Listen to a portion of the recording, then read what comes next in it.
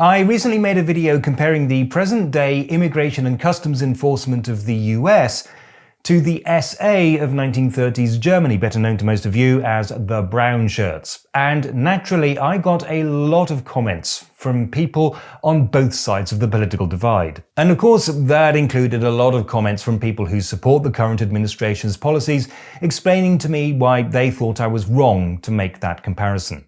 Now, I can't go through every single one of your arguments, or we'll be here all day, but let me just respond to the one that I think is probably the most important. There is no comparison, so the argument goes. The Nazis killed millions of their own citizens. The American government isn't doing that. There are no death camps. This is nothing more than necessary law enforcement. So here is my counter-argument. I was not comparing today with 1943, I was comparing it with 1933, long before the worst of the Nazi atrocities were committed.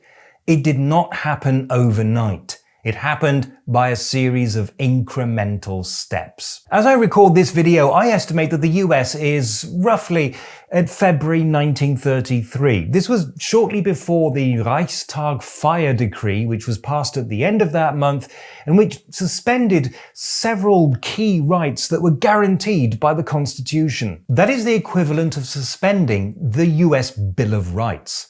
Now, I don't expect an executive order to be issued explicitly doing exactly that, but we are already seeing that federal agencies don't seem to think that the Fourth or Sixth Amendments apply to them. And the justification is very similar. We are dealing with a crisis. The security of the nation is at stake. And obviously, when dealing with a crisis of this magnitude, we have to get tough. Back then, the blame was put on Jews and Bolsheviks. Today, it's illegal immigrants and woke leftists. The rhetoric, though, is pretty much the same, and it all sounds reasonable enough to start with. After all, for years by this point, they'd been repeating the same line over and over and over again. They are not us. They want our downfall. They are criminals and revolutionaries, and they are multiplying all the time. Soon, they will outnumber us, and then our culture, our way of life will disappear forever. And it's not like they had no evidence to back up their claims. On the contrary, they could point to a whole lot of damning evidence. Something must be done about all these riots and brawls caused by the lawless, violent leftist mobs. The laws must be properly enforced, and we are the party to ensure that they are. Of course, it was actually the SA that was instigating most of these riots and brawls. That's how the propaganda worked. The Nazi Party's henchmen and supporters provoked a violent response and then put the blame for the violence on their opponents. And there was an election scheduled for March 1933, and with all of these rioters and degenerates roaming the streets, obviously that election was in danger. And so clearly the police would need help keeping law and order, and help came courtesy of the Nazis. The SA would patrol the streets together with the police. And naturally, the SA would, out of a sense of public duty, help to ensure that the election itself would pass off peacefully. And what that meant was that in many places, people would enter polling stations that were being guarded by the de facto paramilitary wing of one of the parties on the ballot. So it's all the more unsettling for us today when we hear Steve Bannon talking about posting ICE agents outside the polling stations, and the White House press secretary, when asked about this, refusing to rule out the possibility. This is where the US is currently at least by my reckoning. So back in 1933, what happened after the March election? Well, the next logical step is what happened next, and it involved weakening the opposition. 81 of the elected members of this new Reichstag were members of the Communist Party of Germany, and their seats were quite simply annulled. And any Communist Party members who didn't manage to get into hiding quickly enough were arrested and detained. These are the people who are responsible for the danger to our society. They are nothing but traitors and terrorists, and would only have sabotaged the entire political system.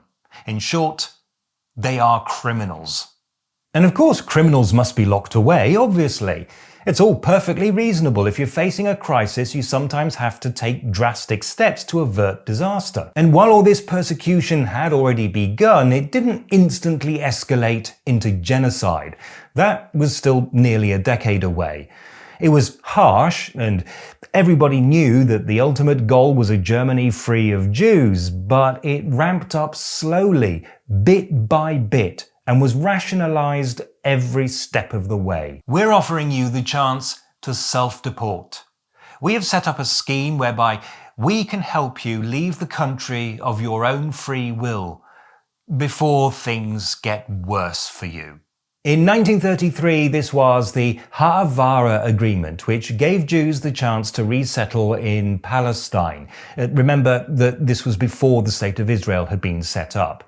It was actually part of a larger sanction-busting scheme, but on the surface, it bore a very uncanny resemblance to Kristi Noem telling immigrants that they can leave the country the easy way or the hard way. But even when the Jews and the millions of other victims were being rounded up and incarcerated, the public was being kept in the dark as to what was really going on. Which isn't to say that the general population can be absolved of all blame.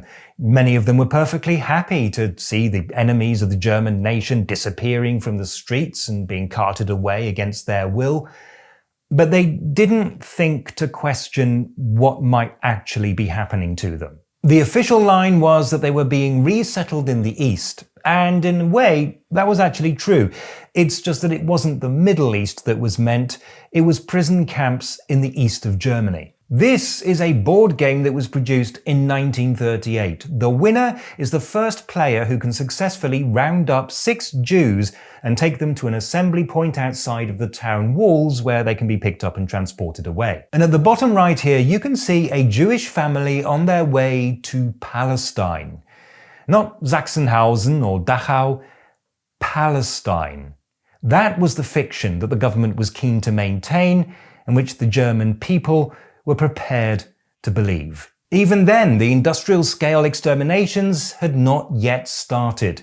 Not until the war was in full swing did the deliberate mass killing of Jews begin, and not until 1941 did construction begin on the first of the purpose-built extermination camps. Unlike concentration camps, which were intended as detention centers, extermination camps were kept secret, and they were built outside of Germany itself, on land that was occupied by Germany.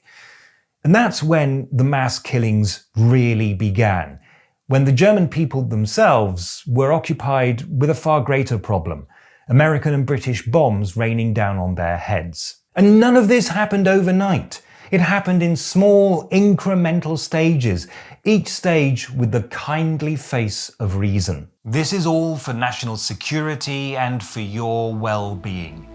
If you have done nothing wrong, you have nothing to fear. And once we have dealt with this one problem, we can all look forward to a bright and glorious future.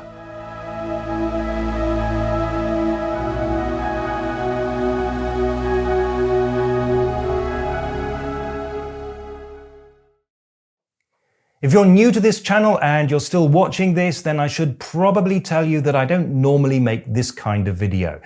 I make videos about Germany, its culture, people, and history in general, and at the moment I'm planning this year's travel videos. So if that sounds like something that might interest you, then you're more than welcome to stick around and subscribe. And hopefully I won't have to make too many of these videos in the future. In any case, thank you for watching, and for something completely different from what you have just watched, check out the video that you should see just down there.